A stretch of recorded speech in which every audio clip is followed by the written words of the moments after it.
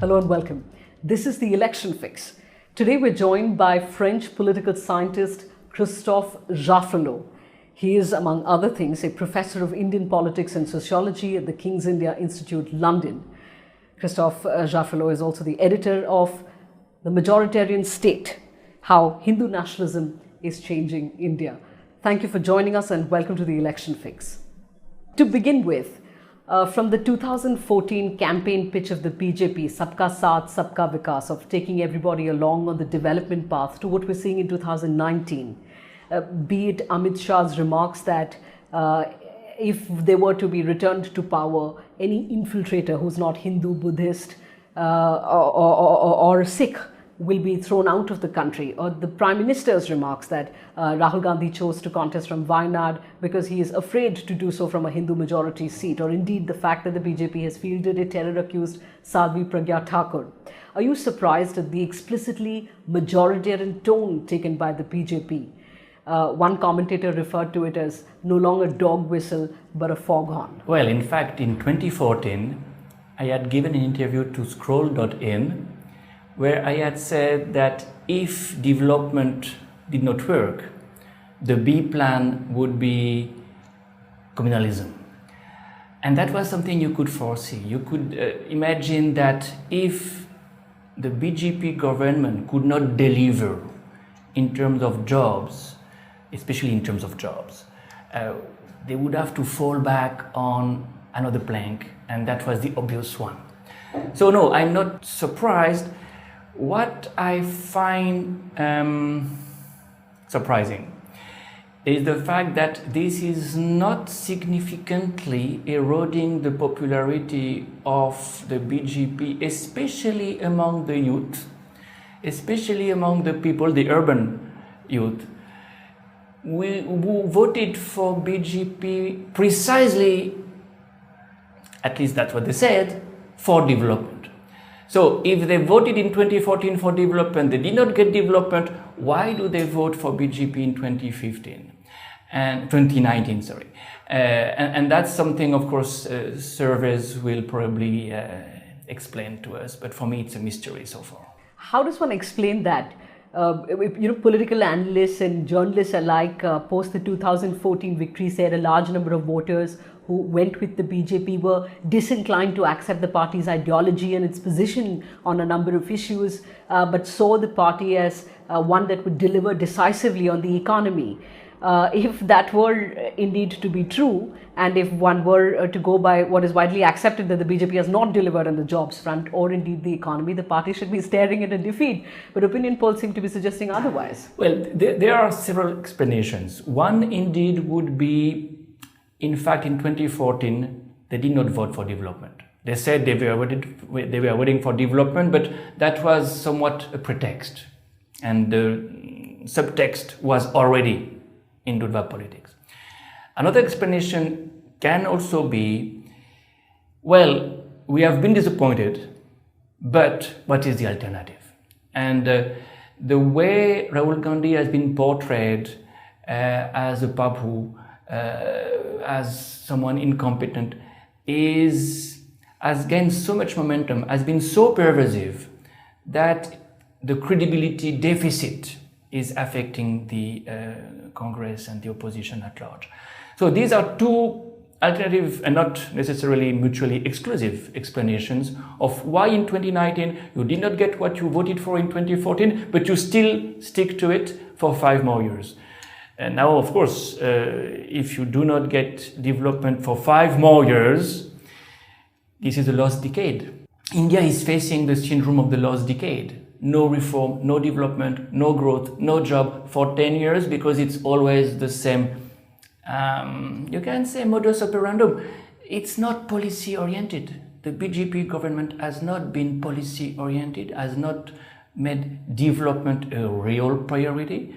And demonetization showed that policies are overdetermined by politics, and as a result, this is a recipe for 10 years of lost time or waste opportunities, which would be very sad. So you're saying that many of those who voted for the BJP and said they didn't identify ideologically with the party were perhaps being economical with the truth, and that majoritarianism is perhaps more normalized, or is a sentiment that is more widely acceptable than one imagined. That can be one of the explanations. It's not only that there is a majoritarianism that has become the hegemonic discourse, but it's also the fear of the other, the fear of Pakistan, the fear even of China, the fear of being encircled, of being really under threat. So if this is the dominant agenda, dominant discourse, then of course you enter a different mode. You enter the mode of a security state. And in a security state, development comes after safety. The economy, the social issues are not the number one priority.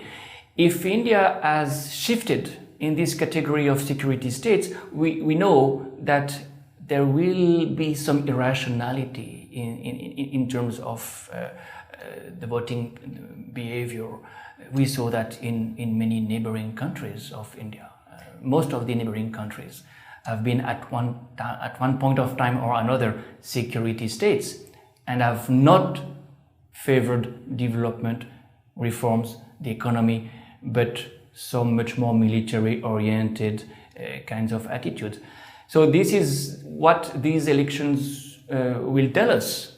As the center of gravity of Indian politics shifted in such a way that we are now in the security states league, and security will come first, development will come next. So this shifting of the center of gravity of Indian politics, would it be fair to say, informs the Congress's political response? Hindutva light, some have called it. The newly formed Madhya Pradesh government's decision to slap the National Security Act in a case of alleged cow smuggling being one of the examples. You yourself have recently written about how you see the Congress sort of flirting with many of the BJP's familiar campaign themes. Yeah, the problem is that when you consider that majoritarian identity, security are the priorities, it's very difficult for the opposition to have a credible agenda that does not factor that in. The Congress has a program. I had never seen such a program in 35 years of following Indian elections. Everything is there. But who speaks about the program now? Who speaks about policies now? It's very difficult to make such points, somewhat sophisticated points, when the priority is elsewhere. And the fear, the risk is that not only Congress, but all the parties run after BJP in this new quest for a majoritarian, safe identity. This is what neighbors of India have been doing for now many decades. What, in your opinion, does it mean for the Muslim minority in India that the only non-BJP pan-India party, the Congress, finds it politically expedient, perhaps, to practice some sort of majoritarian politics? Is it just the political vernacular? Yeah, we have now a question at the back of our mind when we look at the Congress tactics. Are these tactics or is it a strategy? And will they indulge in soft Hindutva only to win elections and then return to a secular modus operandum, making Muslims full, you can say, first-class citizens in India or not? And what we see in the states which have been reconquered by Congress last year, is a mixed kind of message. On the one hand, Madhya Pradesh seems to be indulging in more than soft Hindutva, some serious attempts at promoting Hinduism at the expense of multiculturalism is seen there. It's not the case in Rajasthan for the moment, for instance. So it's very difficult to draw conclusions, but the risk is that India becomes an ethnic democracy, the way Israel has become an ethnic democracy, and in an ethnic democracy, all the parties have the same red lines. The legitimate discourse, the legitimate policies are not that different. You can't resist, you can't have an alternative agenda because it has become the hegemonic discourse. So this is, again, one of the lessons we will learn from these elections as a point of no return being reached also on the Congress side. I'm also curious to know, how do you see the Modi government's decision to give 10% quota for the upper caste poor as fitting in with the image of the party and in general sort of seeming to lean towards welfare measures, something which one expects from the Congress's political playbook? Well, it's very difficult for any ruling party in India not to be populist that way. Populist the somewhat Indira Gandhi way. You have to speak in the name of the poor. The 10% quota is a different thing. The 10% quota is precisely a kind of compensation to the non-so-poor people. And I think it was something that has been very effective. Even if the rich upper caste people will not benefit from this quota, at least the BJP has sent a signal, look, we are thinking about you. And we know that for many decades you have resented discrimination, positive discrimination. You have resented quotas. So that was a shrewd move that will probably help to compensate for the disappointment that these middle class, upper caste middle class people may feel vis-à-vis BJP. Even if at the end of the day this measure, this reform is seen as unconstitutional and goes like so many others, the signal has been sent. One final question. We've been witnessing the rise of the far right world over. Do you see any similarities in what you call the rise of majoritarianism in India and any other country? Oh, definitely. We are living in an age of national populism. You have different brands of populism. There is a populism of the left, and that was Indira Gandhi's populism. That was Perón populism in Argentina. That is, by the way, the populism of Podemos in Spain, or there are variants of that. But national populism is a different brand of populism. Then you define the ethnic majority as your people. The real people is not the whole society. It is made of the sons of the soil, of the majority of the people who were born there or claim to be born there or descending from those who were born there. So yes, this is true everywhere. The difference with, for instance, Hungary with Orban or Kaczynski in Poland is that in India, national populism is not only promoted by one man. There is a huge organization behind.